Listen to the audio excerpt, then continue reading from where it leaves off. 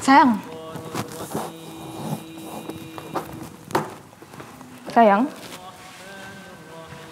Sayang, kenapa ni? Tak ada.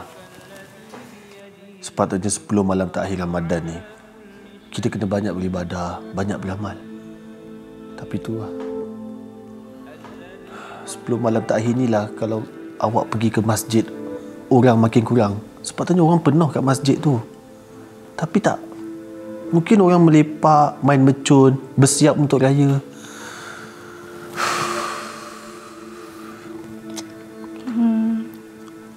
Saya terasa bang.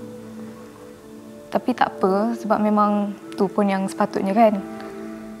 Jadi, apa abang nak buat? Tu lah.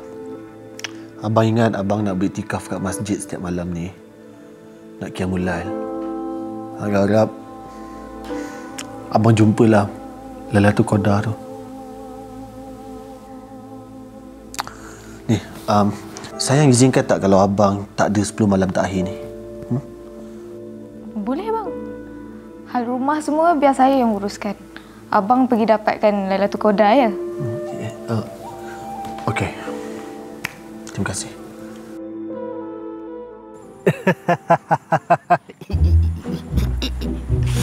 Laila, dah setiap malam abang tunggu dan cari Laila sayang. Baru malam ni abang dapat jumpa Laila. Tapi kan, Abang Syahir kan dah kahwin. Laila, tak apa Laila. Isteri abang bagi. Dia siap cakap dengan abang.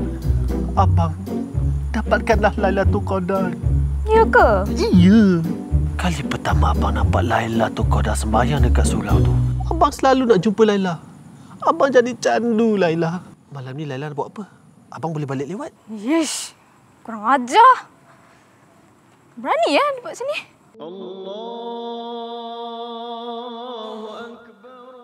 Laila. Laila.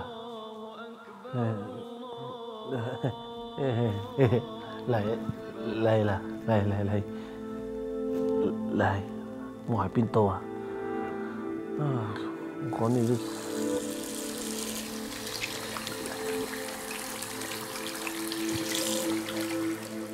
Ya Allah, ya Tuhanku, Kau ampunkanlah dosa-dosaku, ya Allah.